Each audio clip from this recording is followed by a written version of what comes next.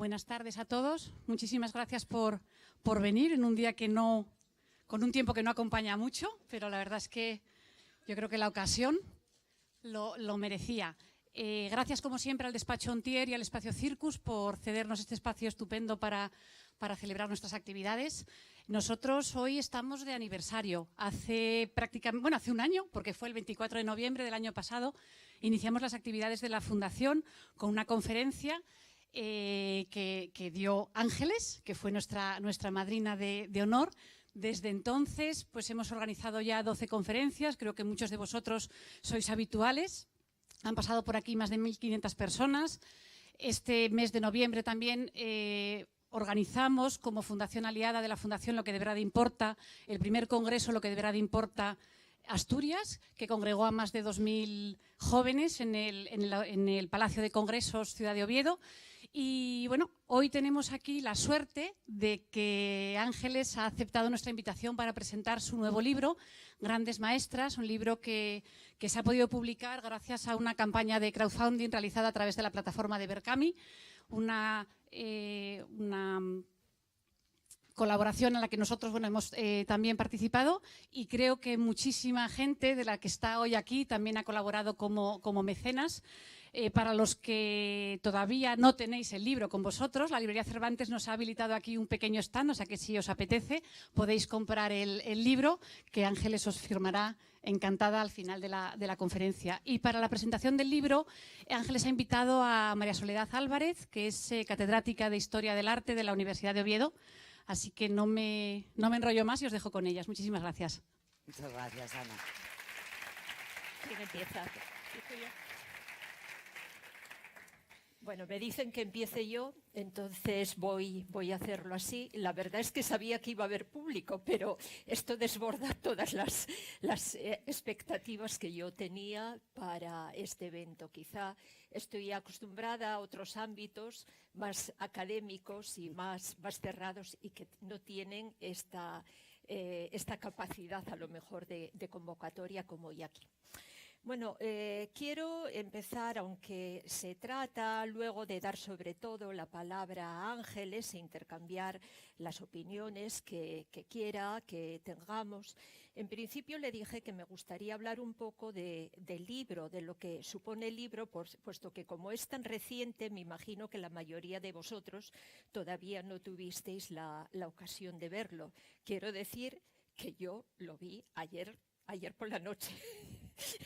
Pero bueno, me dio tiempo y creo que puedo transmitir un poco unas impresiones bastante sólidas, aunque es un libro que tendré que seguir mirando con calma, porque es un libro para leer se lee rápido, eso lo he hecho, pero es un libro para mirar y para llegar a conclusiones en relación con todo lo que se recoge en su interior, en la parte más amplia, que es la parte de imágenes. Y voy a empezar a comentar un poco lo que yo considero que hay que destacar de él y lo que Ángeles nos ofrece para que cada uno de los lectores nos hagamos nuestra composición de lugar en relación con lo que ella está tratando de desvelar a lo largo de las últimas publicaciones, o de las 3 últimas, Las Olvidadas, Autorretratos de Pintoras y Grandes Maestras. Lo que está tratando de hacer, que es visualizar, ella misma lo dice aquí en la introducción, visualizar el papel de las mujeres, el papel real, no el papel atribuido, sino el papel real de las mujeres en el campo de la creación artística. Y creo que estas mujeres que ella va recuperando en todos estos libros, algunas ya conocidas, por supuesto, aunque no tanto como se debiera, otras mucho menos, creo que todas estas mujeres tienen la suerte de haber sido objeto de su atención en relación con la doble condición de Ángeles de escritora, por una parte, y de historiadora del arte. Creo que juega muy a su favor para poder escribir estos libros. ¿Por qué? Bueno, pues ¿por qué? Porque la historiadora, el papel de historiadora, supone que va a afrontar el tema con el rigor que requiere un estudio pues de naturaleza histórica, un rigor documental al que ella recurre, no para inventarse cosas, sino para partir realmente de documentos y de la realidad. Y el papel de escritora para aportar en las obras lo que tanto nos cuesta a los que nos movemos en ámbitos más académicos, que es escribir con ese discurso más ameno, más fácil de leer y que llega más directamente, menos rigorista, vamos a decir, en la expresión y cargado de aclaraciones documentales que hacen más tediosa la lectura y que atrae menos al público en general. Nosotros cuando hacemos un trabajo académico, si lo queremos difundir a un público más amplio, siempre lo tenemos que reconvertir y nos cuesta trabajo. Y eso es lo que ella hace con mucha soltura y que realmente con mucha facilidad, porque es también parte de su trabajo, que facilita tanto la lectura de estos libros, que por otra parte entran dentro del campo de la divulgación, pero de la historia del arte de verdad. El libro que presenta ahora Ángeles, Grandes Maestras, un libro que considero realmente un libro precioso, pues creo que como novedad, como gran novedad, presenta respecto a los anteriores el carácter eminentemente visual. Ella empieza comentando en la introducción 272 imágenes. Me hizo gracia que detallas el número, 272 imágenes. De 270 y bueno, salieron aparecieron dos de que más, tenía que meter. Entonces. 272 imágenes de 100 artistas, 100 artistas mujeres pertenecientes a los campos de la pintura, la escultura, la fotografía, pero realmente sí, sobre todo pintura. Hay más pintoras, bueno, fotógrafas es lógico porque ya empieza en el 16 no existía la fotografía, por lo tanto son sobre todo pintoras. El campo de la escultura es más problemático, como también ella expone más adelante, y con esas 272 fotografías creo que lo que hace es, a mí, según mi entender y según vas desarrollando el discurso, es proponer al lector que saque sus propias conclusiones en relación con el protagonismo que estas mujeres artistas han alcanzado o que podrían o deberían haber alcanzado, que a lo mejor es lo que les tenemos que empezar a dar, conseguir que lo alcancen, ese protagonismo que realmente tuvieron y que no se les reconoció. Que cada uno ponga o dé su opinión después de analizar las obras que aquí se recogen y con la ayuda de esa introducción que ella hace, una introducción breve pero bastante aclaratoria. Y precisamente para enunciar esa introducción aclaratoria, pues yo creo que partes también sobre todo de esas imágenes y quizá del libro anterior donde hiciste una biografía de las autoras, que es lo que permite llegar a una serie de conclusiones o de ideas que desmontan, bueno, pues no lo sé, tópicos, dices, ideas que de forma errónea, quizá a través, por culpa de la historiografía tradicional, se habían no sé, encarnado en la memoria colectiva de tal manera que desvirtuaban por completo el papel desempeñado por la mujer en la historia del arte.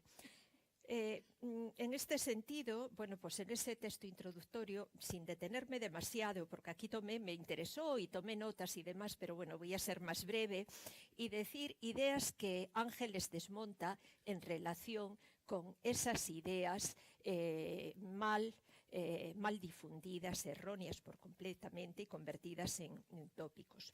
Por ejemplo, que apenas existieron mujeres artistas. Bueno, es evidente, si aquí recoge obras de 100 y es una selección, lógicamente, bueno, pues hay muchísimas más que además no están ni recogidas ni estudiadas y que están ahí pendientes, algunas de nombre conocido, pero poco más, que están pendientes de que nos ocupemos de ellas.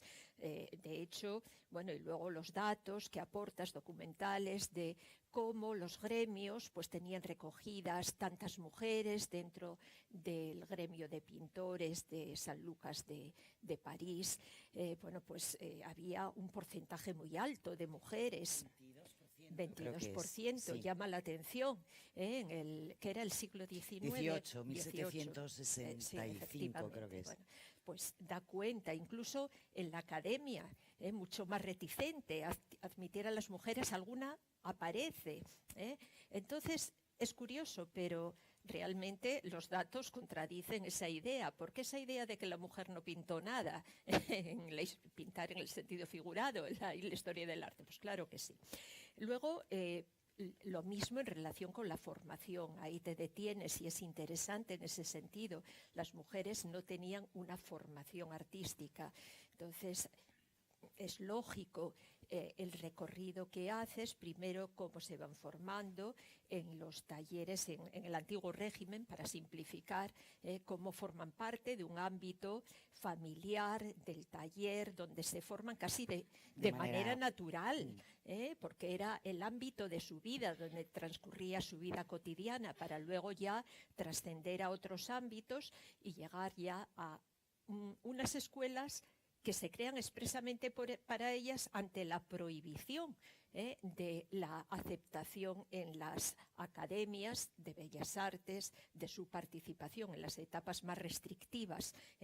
Bueno, pues es muy interesante porque a pesar de ello se puede ver en las imágenes la calidad alcanzada por estas artistas que sin duda estaban dotadas de unas magníficas cualidades para desempeñar su trabajo y que a costa de esfuerzo y de salvar todas las dificultades pues llegaron a tener esas cotas de calidad en las obras realizadas que demuestran las fotografías. Otras cuestiones que se tocan, el origen, vamos a decir, social, la procedencia social de las artistas, que no solo pertenecen a ese mundo más artesanal, en principio, del taller, sino que, bueno, están un poco en relación prácticamente con todas las clases sociales, o menos frecuentes dentro del mundo aristocrático, pero las hay también en el siglo XVIII, Cristina de Habsburgo, por ejemplo, que mencionas tú, o por supuesto en el XIX, a pesar del mundo restrictivo, de esa mentalidad de la sociedad burguesa, tan restrictiva en cuanto con tantos tabúes y prejuicios respecto al funcionamiento de la mujer fuera del ámbito familiar. Sin embargo, es cuando empiezan a despegar, después de un momento de retroceso, cómo despegan y salen para penetrar ya en ese mundo que parecía que estaba restringido a los hombres y que exige que se creen escuelas para ellas. Todo eso lo va analizando muy bien Ángeles, como el tema muy bien tratado de los géneros artísticos, de los géneros pictóricos que tocan, que ahí sí te explayas bien y vas desmembrando cómo eso de pintura de flores y bodegones, y que bodegones, es lo que siempre se dice, ¿no? que bueno, alguna hay, por supuesto, claro que las hay, pero no es el tema, ni el preferido, ni el más repetido, y cómo realmente llegan a tener un papel importante dentro de géneros como el retrato, con un reconocimiento por parte, pero no solo de gente, vamos a decir, burguesa, sino de la nobleza, de los estamentos eclesiásticos, con dignidades de la Iglesia, que exigieron, que pidieron ser retratadas precisamente por mujeres, o de las casas reales, caso de Felipe II. Bueno, pues el caso es que Todo esto se va desmontando a través, por una parte, del discurso de Ángeles, pero que se fundamenta en lo que son las imágenes del libro. Me gustó mucho en la parte que, en lo referente al discurso, a los géneros artísticos, lo que llamas la pintura de la intimidad. Y cómo ahí planteas esa reflexión de si realmente es un género menor, como, bueno, en principio fue valorado, sobre todo por pintores masculinos, más relacionado con una sensibilidad un poco más cursi o demás, y pides a la gente que lea el libro que se posicione. Yo ya me posiciono y digo que de cursi, de ñoño, que nada en absoluto, que ahí realmente se ha visto cómo se alcanzan, bueno, pues obras de una sensibilidad tremenda y de gran calidad, además estética, que pocos pintores del género masculino llegaron a lograr. Alguno hubo, pero que realmente sí ahí destacaron ellas por encima de ellos, y además con una calidad artística tremenda. También, bueno, terminas, me parece, reflexionando sobre la inexistencia de la figura del genio entre las mujeres. Y razonas el por qué. No podemos decir, bueno, pues fue un genio, pero concluyes, y esto es lo que da el nombre o el título al libro, que realmente sí existieron grandes figuras, grandes maestras que alcanzaron, ya digo, cotas muy destacadas dentro del mundo de la creación a todos los niveles. Y propones, efectivamente, a todos los que nos aproximemos al libro, que visualizando las obras saquemos nuestras conclusiones. Creo que, bueno, el libro supone una aportación, supone cambios en cuanto al planteamiento. Rompiste con los criterios cronológico y biográfico de ejemplos anteriores. Planteas la organización temática que facilita llegar a las conclusiones que enuncias ahí. También el libro hace una introducción a las mujeres, una introducción breve, porque tampoco se puede hacer mucho más, a las mujeres escultoras. Es curioso, yo es una de mis líneas de investigación, la escultura, y realmente es cierto que hay muy pocas mujeres. Incluso en la actualidad el número de mujeres dentro del campo de la escultura es muy inferior al número de los hombres. Las dificultades normales que afrontaron a lo largo de la historia las mujeres para acceder al mundo de la pintura se acrecenta muchísimo más cuando han de enfrentarse a unos materiales que cuestan mucho más, a unos materiales que implican la necesidad de unos espacios específicos y muy grandes para trabajarlos, y además, como incides muy bien tú, cosa que, claro, yo tuve claro desde el primer momento cuando empecé hace tiempo a pensar, ¿por qué no hay más escultoras? Claro, porque requieren también, al menos para hacer una escultura conforme a lo que entendemos por escultura tradicional, vinculada a la talla, por ejemplo, requiere fuerza física, una fuerza física que no siempre existe. Entonces, eso explica la inexistencia de estas mujeres trabajando en el ámbito de la escultura. Y la verdad es que me llamó la atención, porque esto sí que no lo conocía yo, el tema de la blanca bandada marmórea. Me encantó el nombre que daba, les dio Henry James, para un grupo de escultoras estadounidenses residentes en el siglo XIX en Roma. Desconocía este grupo y la verdad me pareció muy guapo. Bueno, aparte de eso, existe también al final una breve referencia biográfica a las artistas que aclara, bueno, introduce algún dato para quien no tenga referencia de ellas, y puede, bueno, explicar parte de lo que se escribe con anterioridad. Y quiero decir que el libro, bueno, y el repertorio de imágenes, que valoro muchísimo porque realmente es difícil reunir todas estas imágenes tan desperdigadas por colecciones y museos de Europa y de América, y además la dificultad, que ya me contarás cómo se puede solventar para hacer esto así, de conseguir los derechos de reproducción, porque un gran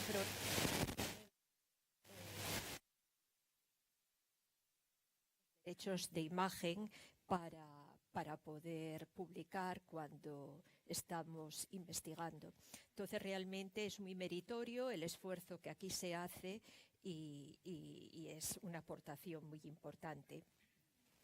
Pero aparte de esto y del interés del tema, que suma bueno, pues una aportación más a esos estudios de género en el campo de la historia del arte, que se inició ya hace años en España y que tiene aportaciones bueno, pues muy importantes, bueno, pues ya desde los años 90, desde Erika Borney y de, por Dios, Estrella de Diego, Victoria Convalía, y de historiadoras, colegas mías de otras universidades, que fueron un poco un punto de partida, o que contribuyeron, si no el punto de partida, a hacer aportaciones importantes.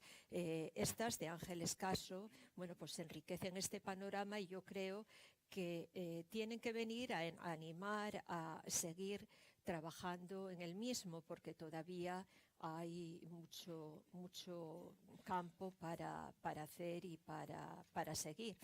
Y entonces yo creo que ahora, más que seguir hablando yo, pues que debe hacerlo Ángeles, que es aquí la autora, la que hizo el esfuerzo y la que debe, bueno, pues ilustrar mucho más lo que pretendió y lo que considera que puede aportar con el trabajo que aquí presentamos.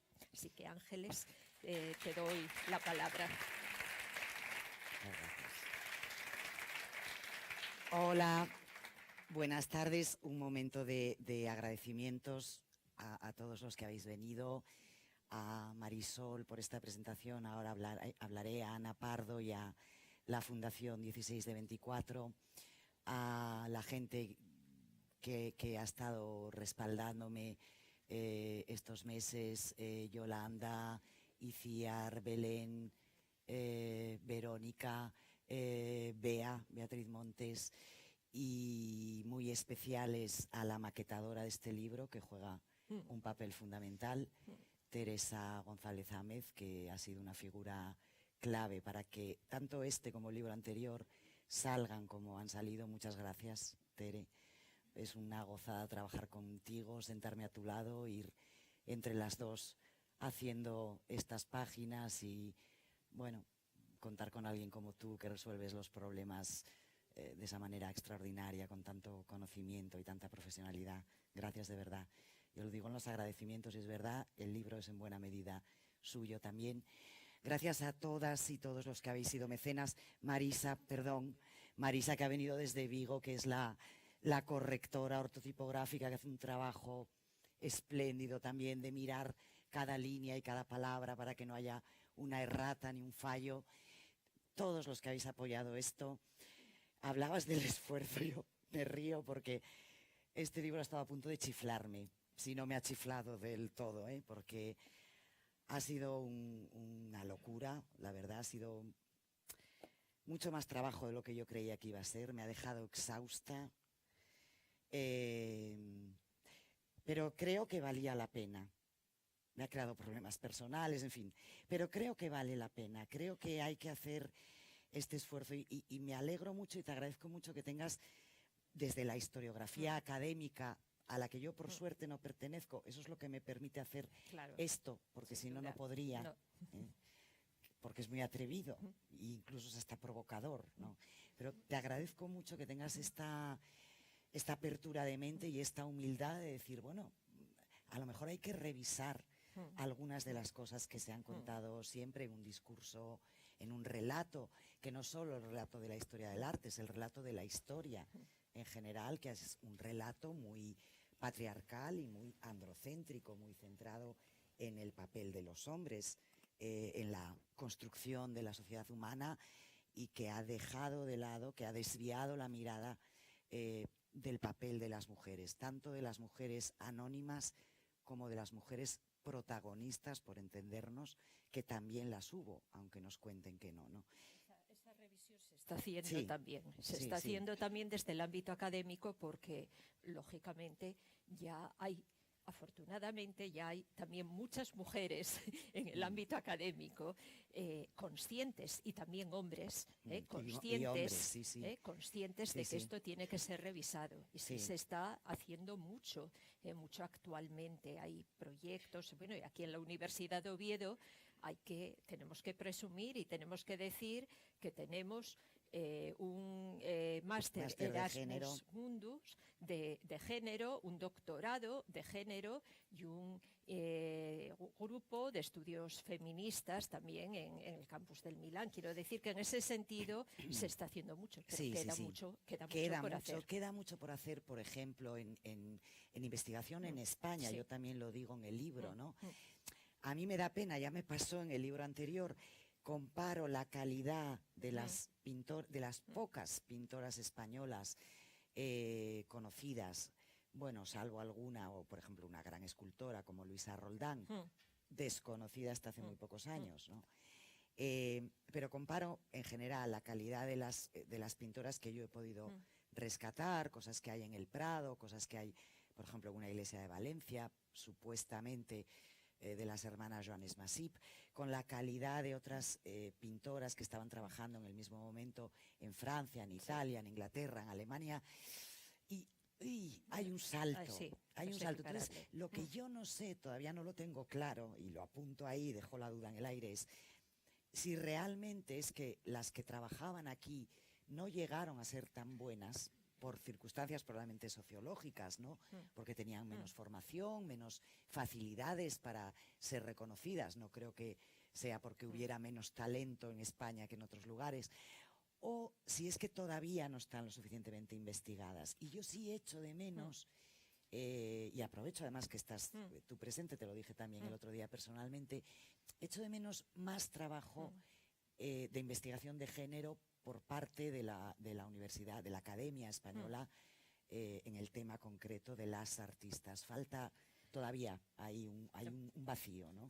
Falta, pero se está haciendo, ¿eh? Se está haciendo. Mira, por ejemplo, creo que también te lo comenté, dentro de 10 días estoy en un tribunal de tesis doctoral sobre Marcelina Poncela, madre de Jardiel Poncela, y también una mujer adelantada, ¿no? en origen, pues no lo sé, el nacimiento, es que todavía no me la leí la tesis, la tengo que leer, pero es una mujer que tuvo un papel significativo en su momento y que formó parte de la colonia de Muros del Nalón, aquí donde eran todo pintores. Claro, la calidad, pues yo creo que es una calidad muy digna, como tantos pintores de su época. Yo creo que hay que trabajar más. Claro, porque luego, por ejemplo, empezarán a cambiar las cosas, o están empezando a cambiar, pero los cuadros de Marcelina Poncela no están accesibles, no se sabe dónde están, claro. Hay alguna cosita colgada en internet de muy mala calidad que no se puede reproducir en un libro de calidad, ¿no? En un estudio académico, ¿no? No está catalogada su obra, no, está desperdigada, y eso pasa con casi todas.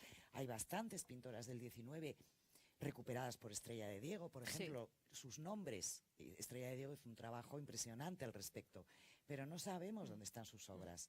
Pues están en colecciones catalogadas, no se privadas mucho, investiga, sí. no se sabe, no las encuentras, yo tampoco, ese es dispongo del tiempo suficiente para ponerme a hacer ese trabajo, ¿no? Que yo creo que sí hay que hacer desde el ámbito académico. Sí, desde el ámbito académico, y además en cuanto se hace una tesis doctoral, las obras ya quedan localizadas. Claro, porque, claro, claro. un estudio monográfico sobre un artista o una artista implica la elaboración de un catálogo. No tiene sentido hacer una tesis si no se hace un catálogo de un artista, si es una tesis monográfica. Entonces, a partir de estos estudios, que parece que son parcelitas cerradas, así se pero va a partir de construyendo, ellas claro. se puede llegar a construir un poco un relato general. Y yo creo que, claro, una visión y la elaboración de unas ideas y unas conclusiones tiene que partir de trabajos y del conocimiento ya de la obra y de la figura concreta de artistas que permiten elaborar, bueno, pues conclusiones de conjunto. Claro, claro. Y poco a poco pues se va haciendo, se Claro. va haciendo. Entonces, bueno, pues habrá que ahondar más, pero bueno, tesis se van leyendo. Y trabajos se van leyendo. Lo que pasa que luego muchas pues no llegan a publicarse, porque no todos los trabajos académicos se publican, cada vez hay más dificultades, aunque parezca que no, pero cada vez hay más dificultades para hacerlo. Bueno. Antes, una buena tesis, pues cualquier, si no un editorial, cualquier organismo público, cualquier entidad se prestaba a publicarla. Ahora ya no es así. Entonces muchas se quedan ahí, es un trabajo y un esfuerzo tremendo que no da resultados porque queda limitada pues simplemente eso al ámbito de la investigación o de la docencia como mucho, y es una pena, porque por ejemplo ya a personas como tú, que a partir de ahí puedes seguir trabajando, pues no llegan. Sí, porque mi papel Claro. es de divulgadora, Claro, más claro, que, es claro. decir, hay que ser honesta, ¿no? Intelectualmente, yo, digamos, aprovecho el trabajo Claro. de la gente que está haciendo la investigación de base, a la que yo no tengo acceso, y a partir de ahí construyo mi relato. Claro. Pero claro, yo parto también, evidentemente, del trabajo de esa otra gente, Claro. ¿no? Claro, dices que no quieren publicar las editoriales, no, ni las tesis doctorales ni esto. Por eso se ha publicado el libro anterior y de esta manera, ¿no? Gracias a las aportaciones de una serie de personas que creemos que todavía que vale la pena hacer libros así, ¿no? Claro, yo lo que quería con los dos libros es precisamente dignificar a las artistas, ¿no? Yo parto de los trabajos académicos de otra gente, pero siempre yo llevo coleccionando bibliografías sobre artistas desde que empezaron a publicarse cosas en Estados Unidos y en Francia a finales de los 70, principios de los 80, que fue cuando yo acabé la carrera en el 81, y empecé a comprar. Yo creo que tengo una buena, en fin, moderada biblioteca para trabajar. Pero son básicamente estudios académicos con reproducciones pequeñitas en blanco y negro. Claro. Entonces, cuando yo empecé a pensar en este proyecto, ya con el libro anterior, era un poco decir, a ver, vamos a tratarlas como se merece un artista sin género, ¿no? Es decir, con reproducciones de calidad, con un tamaño adecuado, en color, que se pueda ver de verdad la calidad de estas artistas, Claro, ¿no? es que fotografías de este tipo, claro, pues son una maravilla para poder apreciar, porque no son frecuentes, Claro. es verdad. Ahora, esto es un dineral. Claro. Esto es un dineral. O sea, dices, Claro. ¿cómo se consigue? Pues bueno, aparte de escribiéndote con 200 museos del mundo, mail va, mail viene, pagando mucho dinero. Ya. Hay que decir, los museos españoles con los que yo a veces trabajo como historiadora del arte, por suerte para mí, porque es un privilegio que me dejen acceder, aunque sea con mis pequeñitas aportaciones, nada académicas, ¿no? A ese territorio, el Prado, el CICE, Bellas Artes de Bilbao, el Museo Nacional d'Art de Cataluña, en esta ocasión también el Museu Pau Casals, han contribuido de manera gratuita con sus imágenes, patrocinando también el libro, ¿no? Hay una serie de museos de Estados Unidos, es curioso porque tenemos el estereotipo contrario, que tienen muy claro que el arte pertenece a todo el mundo, que te ponen las imágenes a tu disposición, las suben incluso a la red, están accesibles en Wikimedia Commons en exquisita calidad. Alguno del norte de Europa, también por ejemplo la Galería Nacional de Estocolmo, pero luego el resto cobran y cobran muchísimo dinero, muchísimo dinero. Entonces llegas a acuerdos con ellos, vas negociando, les explicas el proyecto, en fin, pero cada una de estas imágenes, salvo eso, las que he recibido de manera generosa, ¿no? Cuestan entre 50 y 200 euros. Y bueno, eso es lo que yo he podido hacer gracias a las aportaciones de todo el mundo. Aún así, este libro, desde el punto de vista económico, es un desastre. Quiero decir, claro, dio para producirlo y poco más, bueno, nada más, ¿no? Pagar las imágenes, pagar la producción en la imprenta, que es carísima, también, al ser, pues es un libro con un buen papel, con reproducciones de calidad, y un poquito, muy poquito para el equipo y un poquito, muy poquito también para mí, ¿no? No da para más. O sea, de esto no se puede vivir, ya lo he comprobado. Hubo bueno, algún momento en el que pensé ingenua de mí, oye, igual consigo vivir unos meses de esto. No, imposible. Bueno, es un trabajo de sacerdocio, de alguna manera, ¿no? Y como tal, a veces me lo tengo que plantear. Un trabajo, pues eso, de intentar poner a disposición de todo el mundo interesado, pues un relato distinto de la historia del arte, más justo, más equilibrado, más veraz, porque creo que el relato que nos han contado siempre no es el veraz, no nos cuentan la historia de verdad, nos cuentan una parte de la historia. Entonces, bueno, claro, es que se omitía, no se miraba, simplemente. ¿no? Y bueno, y hacerlo eso con la dignidad que ellas como artistas se merecen, igual que se lo merecen los grandes artistas del género masculino, ¿no? Iba a decir algo más y ahora se me ha ido de la cabeza. Ah, sí, voy a hacer una confesión un poco íntima. Esto, en el fondo, también es un trabajo de reivindicación personal. Por mucho que se avance, que evidentemente, ¿no?, del siglo XIX, cuando no dejaban a las mujeres entrar en las escuelas de artes porque era inmoral que asistieran a las clases de desnudo, así, no había otra razón, y por lo tanto las dejaron fuera, ¿no? Desde entonces hasta ahora, obviamente, hemos avanzado mucho. Pero sigue habiendo un canon androcéntrico y sigue habiendo una visión crítica androcéntrica que menosprecia el trabajo de las mujeres en el mundo de las artes plásticas, también en el mundo de la literatura. Las artistas plásticas españolas tienen algunas asociaciones que dan datos todos los años de lo mal que les va mucho peor que a los artistas. Se cotizan mucho menos y venden según el año, entre el 20 y el 25% de la obra que se vende en España, tanto a colecciones públicas como a colecciones privadas, cuando el número de artistas plásticas en proporción con el de artistas hombres está equiparado, ¿no? Por lo tanto, eso sigue ocurriendo. Bueno, sigue ocurriendo y seguirá ocurriendo. Y nos pasa a las escritoras exactamente igual. Es decir, seguimos siendo las hermanas menores de la literatura. Yo estaba pensando antes en mí misma, pero por no hablar de mí misma, que queda un poco mal, voy a poner otro nombre, Rosa Montero.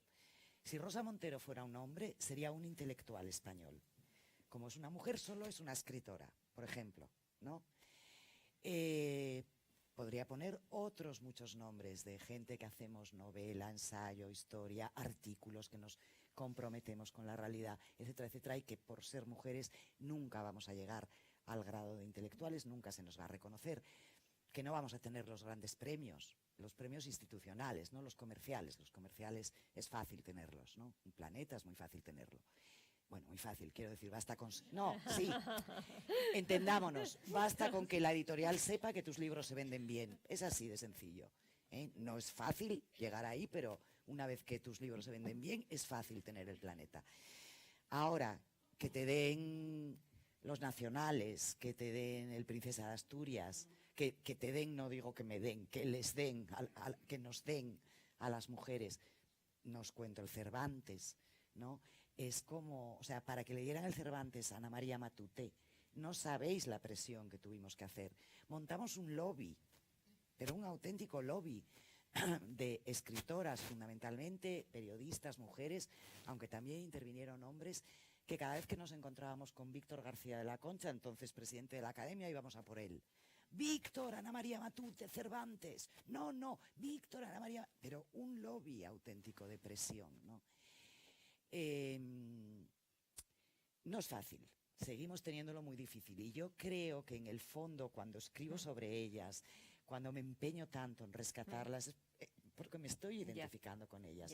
Yo sé lo poco que se me va a reconocer, que se me reconoce, y que se me va a reconocer a mí mis méritos intelectuales, igual que no se les reconocen a ellas los méritos artísticos. Entonces, hay también, esto es una confesión muy íntima que hago aquí en este espacio pequeñito, entre gente que espero que no vayáis luego diciendo cosas raras por ahí, pero es verdad, ¿no? Hay un poco también de saber que yo como mujer también formo parte de esto y estoy, bueno, seguramente destinada a sufrir el mismo menosprecio y el mismo olvido, que tampoco me importa, porque yo cuando me muera ya me da igual lo que pase, pero bueno. Pero que es nuestro sino, ¿no? Como mujeres. ¿Y va a tener continuidad? Todavía. Ángeles. No, ya no. No, ya no. ¿eh? Acabas con esto. Porque hay mucho todavía. Sí, hay muchísimo, pero ya no puedo más. Ya. Es muy cansado, ya lo dije antes, estaba a punto de chiflar con este libro, es demasiado trabajo para unos resultados, bueno, muy aceptables, pero yo tengo que vivir, tengo que pagar mis facturas y no puedo. Y luego, claro, si me metieran el territorio del arte del siglo XX, que es lo que debería hacer. Sí, claro, es que el 20 da muchísimo juego. Claro, bueno, ese es un libro que yo tengo en la cabeza. Sí, el 20 da muchísimo juego. Pero es imposible, y además... porque si estas imágenes cuestan entre 50 y 200 euros, las de las artistas del siglo XX cuestan 600, porque tienen derechos de autor. Solo 100 imágenes, aquí hay 272, solo 100, que sería un libro muy pobre. Respecto a este, me costaría 50.000 o 60.000 euros solo de imágenes. Entonces es imposible. Hay que asumirlo, no se puede. Sí. Es que, por ejemplo, bueno, pues mirando el libro de autorretratos de artistas, bueno, penetras un poquitín en el 20. Hasta mediados del 20, sí. Y tocas, bueno, pues algunas artistas surrealistas, alguna del expresionismo.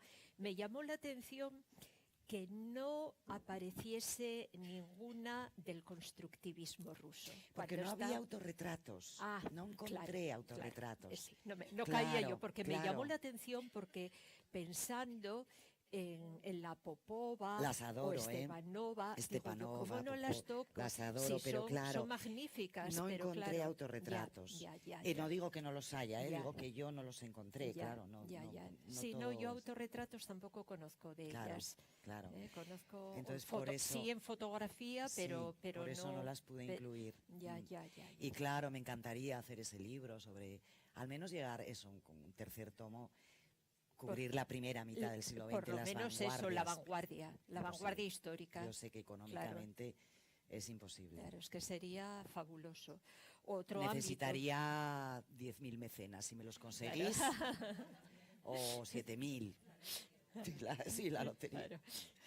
Otro campo que también hay que trabajar es el caso asturiano. Aquí hace años Julia Barroso dirigió una tesis sobre pintoras asturianas, que empezaba, yo creo que era por Julia Alcaide, sí. Y llegaba, bueno, eran Julia Alcaide y Carolina del Castillo del 19 y luego ya, bueno, pues sobre todo algo del 20 y demás, pero fue una tesis que tampoco quedó en eso, únicamente salieron de ella pues 2 capítulos dedicados a estas 2 pintoras que están en los tomos de la colección de artistas asturianos de Hércules, pero no se publicó la obra en su conjunto y quedó ahí, en nada. Y sí hay alguna monografía y sobre todo ahora se está trabajando en trabajos de investigación actuales, pero Asturias está prácticamente sin tocar. Y bueno, tenemos ahí pero bastantes pintoras, algunas de nombre casi solo conocido, incluso en el 19, y muchas de ellas. A mí me sorprende la cantidad de nombres. Yo apenas sé nada más que eso, que están recogidas, pero apenas sé nada más de ellas.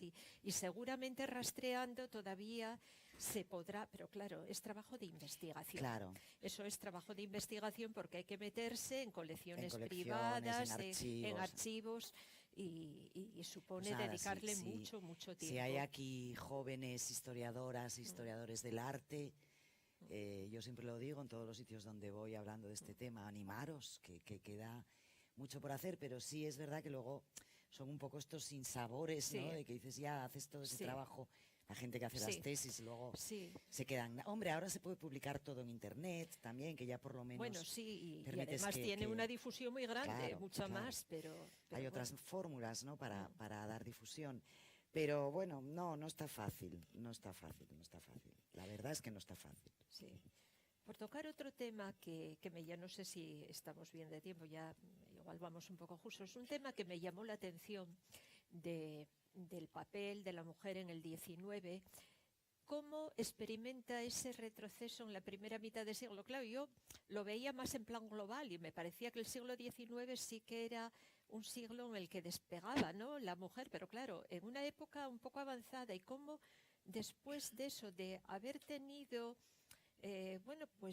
cierto respeto, si no reconocimiento, sí respeto hacia su trabajo en el 18, sin embargo, en el 19, los primeros momentos... Como las ahogan. Las ¿no? ahogan. Es muy significativo, fíjate. Es tremendo. Me voy a Francia porque Francia es un poco, sobre todo ya a partir de esa época, ¿no? Del 18, es como el núcleo que luego imita toda Europa y por lo tanto lo que pasa en París, pues en el mundo del arte hablo, ¿eh? No solo en el mundo del arte, pero en este caso en el mundo del arte. La Academia Real, que se llama Académie Royale de Peinture et de Sculpture de Francia, antes de la Revolución Francesa, había 4 pintoras que eran académicas. Espléndidas las 4, están aquí. Bueno, falta una de ellas, pero maravillosas, fantásticas. Estas 4 que eran académicas con todos los méritos y otras muchas pintoras trabajando en ese momento en París con carreras muy brillantes y tal. Llega la Revolución, 1789. En el 92 queda abolida la Academia Real, puesto que queda abolida la monarquía. Y el gobierno revolucionario instituye una nueva institución que es el l'Institut de France, el Instituto de Francia, que recoge todo lo que habían sido las academias reales. Y prohíben el acceso, la entrada a las mujeres, en plena Revolución Francesa. Y ese es un síntoma ya, el primer síntoma de lo que va a pasar a partir de ahí. Cuando ya en la restauración borbónica se deshacen del Instituto de Francia revolucionario y crean de nuevo la academia, que ya no la llaman real, la llaman simplemente la Academia Francesa de artes, de letras, de ciencias, etcétera, prohibido el acceso a las mujeres. Y ya estamos en alrededor de 1820.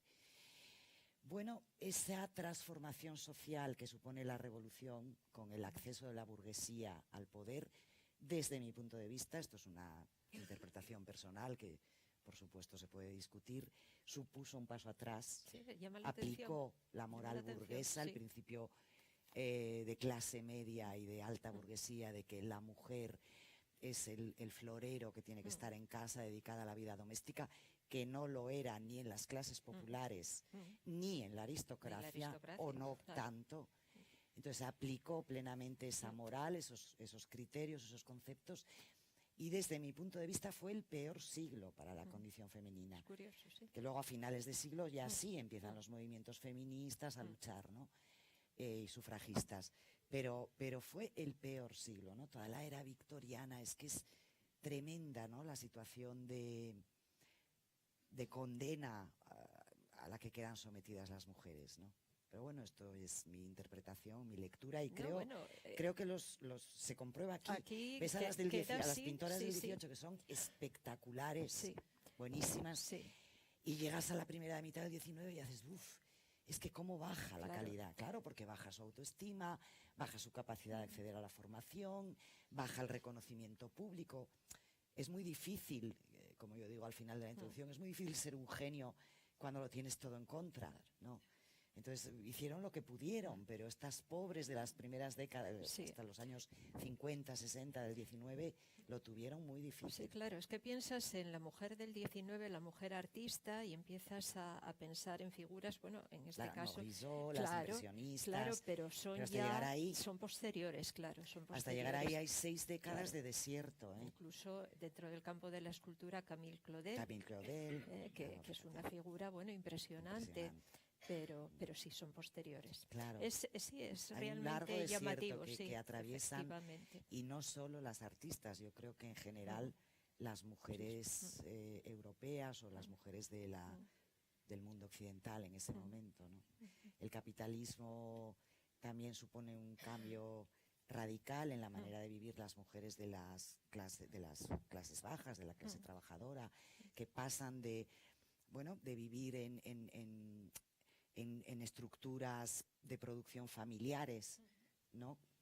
Que a veces puede ser horrible, también, pero no, claro que lo es, bueno, cuando funcionan bien, pues funcionan muy bien, estás protegida dentro de ese ámbito familiar, trabajas en el mismo trabajo en el que trabajaron tus padres, tus abuelos, tu marido, ¿no? Eres lo que sea, campesina, pintora, zapatera, mercera o sombrerera, ¿no? O tabernera. Y hay como una estabilidad, ¿no? Y llega el capitalismo y dice, no, todo esto fuera. Fábricas, talleres, y las mujeres de la clase trabajadora a trabajar por un sueldo miserable y en condiciones de desprotección mucho mayores incluso que los trabajadores de la clase obrera, que ya eran condiciones de desprotección, ¿no? Entonces, bueno, hay ahí un corte tremendo para la condición femenina. Y la verdad es que sí se refleja ahí, en las imágenes se Pero ve es también, curioso lo de la reacción de los revolucionarios que dicen, es curioso, nosotros montamos nuestro Institut de France solo para hombres. Hubo una bronca, además, porque claro, las mujeres que formaban parte de la academia, sobre todo Adélaïde Laviguiard, a la que yo adoro, que es la pintora de la portada del libro anterior, que para mí es una pintora espectacular, una artista espectacular. Adélaïde Laviguiard, que era académica y era revolucionaria, se peleó con sus compañeros. Bueno, no hubo manera, no las mandaron a la calle, ¿no? Un síntoma de lo que iba a pasar después. Pues Ángeles, yo lo que tengo que decir es que es una pena que no haya otro del siglo XX. Ya.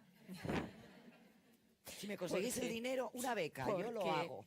Porque bueno, por lo menos las mujeres, eso sí está, si tienes ya material académico para poder partir de ello, porque bueno, aunque peor conocida sin duda que los artistas masculinos, artistas hombres, pero sí son conocidas. De una conferencia en el Thyssen, precisamente, sobre las vanguardistas, cerrando la exposición de Sonia Delaunay. Sí, y la disfruté tanto, mi propia, quiero decir, preparar la conferencia, ¿no? Disfruté muchísimo porque las hay. Pues mira, punto de partida para una beca, el siguiente. Un millonario, una millonaria que pague el libro o algo así, si no. A mí me pasan la factura del teléfono, del gas, del alquiler, todos los meses, no puedo. Bueno, pues nada, yo quiero felicitarte y por supuesto a todos. Si alguien quiere, perdón. Sí, a todos los que colaboraron para hacer posible este libro también, porque creo que es una iniciativa estupenda. Y antes no hice alusión, que pensaba haberlo hecho y luego no lo hice, también a los aspectos, vamos a decir, físicos y estéticos de lo que es la edición, que me parece estupenda. El trabajo de diseño, de maquetación, el papel. Además, bueno, pues respetuoso con el medio y todo lo demás, pues creo que es otro aspecto también a valorar. Muchísimas gracias. Y sí, como tú decías, igual hay en el público, la gente quiere intervenir. Sí, a lo mejor alguien quiere preguntar algo, ofrecer 60.000 euros para hacer el libro. Estoy dispuesta. Sí, ¿tenéis alguna pregunta? Yo tengo una pregunta, Ángeles. Sí, Ana. En la selección de obras es en... O sea, a lo mejor te parece muy básica, pero No. ¿tú seleccionas primero las mujeres, las artistas, y luego buscas las obras? ¿O buscas primero, o son obras que a ti te gustan y en base a eso eliges a las artistas? Bueno, ha sido un proceso muy complicado el de selección, ¿no? Yo llevo toda la vida trabajando en esto, pues como decía antes, reuniendo una pequeña biblioteca, investigando por mi cuenta. La verdad es que Internet facilita muchísimo el trabajo porque accedes a los catálogos de todos los museos, ¿no? Entonces tienes una pista de que, pues yo qué sé, en el Museo de Pensilvania hay una obra de tal, bueno, pues buscas en el catálogo del Museo de Pensilvania, la encuentras. Entonces, claro, yo partía de una cantidad de imágenes tremenda. Tuve que ir quitando para poder hacer un libro que se pudiera hacer, porque no podía hacer un libro de 500 páginas, y que me permitiera además construir ese relato que yo quería construir de los géneros que ellas abarcan. Mirar esa pintura de la intimidad, que me parece, bueno, es el capítulo más largo del libro. Yo fui descubriendo todo eso a base de contemplar obras de las artistas, de ir buscando, de ir mirando, de ir leyendo, de ir investigando de esa manera. Yo no me meto en los archivos ni en las colecciones, sino, bueno, a través de otros libros, a través de Internet, ¿no? Entonces, de repente me di cuenta de que de todo lo que yo tenía en la cabeza, con todo eso podía armar este discurso. ¿Qué fue lo que pintaron o lo que esculpieron estas mujeres, ¿no? O lo que retrataron con una cámara fotográfica? Y empecé a ver, pues hay toda esta parte de la pintura de la intimidad, muy importante, pero también estuvieron en lo que eran los grandes géneros pictóricos, que se suele decir muy alegremente, no, las pintoras no hicieron lo que se llama la pintura de historia, la pintura de mitos, ¿no? De leyendas, de personajes mitológicos, de la Biblia. Eso no lo hicieron, no hacían desnudos, no competían en ese terreno que era el terreno más cotizado, ¿no? Del arte. Vaya, pues no es verdad. Hombre, no son muchas, pero ahí están. Yo creo que se están viendo en estas imágenes. Y hay más, ¿no? Que estuvieron ahí en primera fila, que ganaron muchísimo dinero, que fueron aplaudidísimas, que hicieron muchos desnudos y sin embargo sus mecenas eran el Papa y los grandes cardenales y los grandes monarcas europeos, por lo tanto no causaba ningún escándalo que esas mujeres hiciesen desnudos. Entonces, bueno, fui construyendo este relato, ¿no? De dónde depositaron ellas su mirada, qué pintaron, ¿no? Y descubrí que habían estado presentes en todos los géneros, no como siempre se dijo, más el territorio flores, Descubrí, por ejemplo, la importancia de las retratistas en las cortes europeas, 16, 17 y 18, incluso 19, todavía se arrastra un poco, aunque ahí ya termina. Bueno, descubrí una serie de cosas con todas esas centenares de imágenes que yo manejaba y bueno, fui construyendo el relato, que es un relato más visual. Hay una introducción y luego algunos pequeños textos, pero yo quería sobre todo que se viera la obra de estas mujeres, ¿no? Y tuve que hacer una selección, claro, quitar muchísimas cosas que me hubiera gustado que estuvieran. Muchas las he tenido que quitar porque no conseguí los derechos o me pedían de repente 300 euros o, bueno, aparecía una foto en Internet, pero una cosita así de muy mala calidad que no podía usar y no había manera de acceder a otra cosa mejor. O sea, no todo ha sido...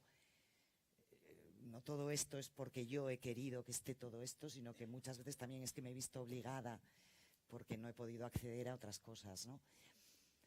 Y bueno, pero es un poco una mezcla de componentes, ¿no? No todas me gustan, no todos los cuadros me gustan, evidentemente, pero mi papel no es ese, mi papel no es seleccionar solo los cuadros que a mí me gustan, ¿no? Eso sería pues mi monografía de las pintoras. No, mi papel es hacer un relato y decir, estuvieron ahí, pelearon en estos frentes, tuvieron estos niveles de éxito o de fracaso, y esta es la muestra visual de su trabajo y de una representación, ¿no?, visual, creo que bastante significativa, con cuadros mejores, cuadros peores y cosas que a mí me gustan más y otras que me gustan menos, ¿no? Que si fuera mi propia selección, pues a lo mejor no hubiera metido, pero no es ese solamente el criterio personal en absoluto, ¿no? Es más un criterio histórico, digamos, ¿no? ¿Y son todas obras de museos o hay también de colecciones privadas? Hay mucha colección privada, sí. ¿Y la colección privada también te pide derechos de autor? Bueno, las colecciones privadas suelen tener los cuadros accesibles en Internet. Depende, hay un poco de todo, hay algunas que te piden derechos, otras no, te los ceden gratuitamente, otras los tienen en Internet para que se puedan utilizar con mucha generosidad, ¿no?, por parte de los coleccionistas. Claro, me imagino todo lo que puede haber en colecciones privadas que no está accesible, claro, que será muchísimo, ¿no?, de artistas. Hay algunas artistas de las que he encontrado muy pocas cosas y sé que sobre todo americanas que están muy presentes en colecciones privadas y apenas he encontrado obra de ellas, ¿no? Y no es fácil, a veces buscas en Internet a ver si encuentro esta colección, una dirección de mail a la que poder escribir y no. También hay mucha colección muy, muy oculta, muy secreta, ¿no? Entonces, bueno, llegas hasta donde llegas, ¿no? No es el libro perfecto que yo hubiera querido hacer en ese sentido, ¿no? Pero es el disponible, digamos. Maravilloso, que estamos deseando recibirlo. Ya la portada, espero que ¿verdad? todo esto que hemos contado, cuando lo veáis, os parezca que tenía algún sentido, ¿no? Claro que sí. Pero sí, hombre, sí. Voy a enseñar una doble página, así para, si no hay ninguna pregunta más, por ejemplo, ¿no?, para acabar un poco el acto, ¿no? Mirar qué belleza, por Dios. Esto es una pintora francesa, nacida en Murcia, pero de padre francés, madre murciana. Su padre era un escultor que trabajaba en Murcia. Ella se va de niña a Marsella con su familia, Françoise Duparc, siglo XVIII. Se sabe que fue una artista muy reconocida, fue miembro de la Academia de Bellas Artes de Marsella, trabajó en distintas ciudades europeas y solo se conservan 4 obras suyas que ella misma donó a la ciudad de Marsella antes de morir, a pesar de que cuando murió en el, ¿cómo se llama esto que se hace? No el testamento, en el acta que se levanta de sus propiedades, aparecen 100 y pico lienzos, ¿eh? Y solo conocemos 4, y es una artista como la copa de un pino, ¿no? Françoise Duparc, yo qué sé, es que hay tantas, ¿no?, que dices, pero ¿cómo puede ser que todo esto esté perdido? Cuando no saqueado, mirad qué doble página de retratos de otra pintora francesa del 18, Elisabeth Vigée-Lebrun, ¿no? Hay casos muy significativos. Este es también de Françoise Duparc, que esta mujer cosiendo, que es una maravilla. Yo aquí estoy como la comercial, ¿no? Hay casos muy significativos. Os enseño uno. Bueno, voy a elegir uno tamaño grande para que lo veáis. Que luce mucho más grande. Que luce más, sí, y que se ve mejor desde lejos, sí. Porque en la introducción hay algún otro. Me voy al capítulo 5. Aquí está, mirad este cuadro, el de la derecha, ¿eh? Se llama Joven dibujando. Es precioso, es. Está ahí, ¿no? Vale. Este cuadro está en el Metropolitan de Nueva York. Ay, que se cae ahí. Desde el año, me parece que es 1917, bueno, está por aquí, sí, 17. Venía de una colección privada francesa de una familia, porque esta mujer era miembro de esa familia, la familia Dogne. Desde el año 1801 era propiedad de esa familia. De esa familia pasa a la colección de Rothschild, de la colección de Rothschild pasa a otra colección privada y de esa tercera colección privada pasa al Metropolitan en el año 17 del siglo pasado. Todo el tiempo vendido a precio desorbitado porque era un David. David fue el gran pintor de la Revolución Francesa. Y estuvo expuesto en el Metropolitan de Nueva York, después de haber pagado un dineral por él, desde el año 17 hasta el 51 como un cuadro de David.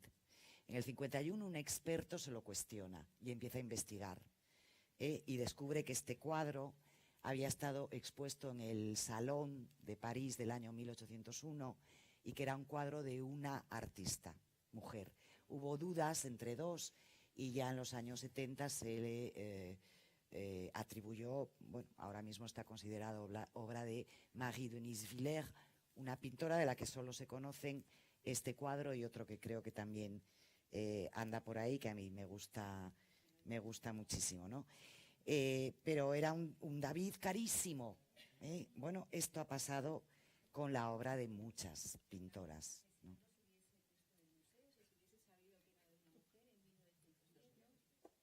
¿No lo hubieran expuesto?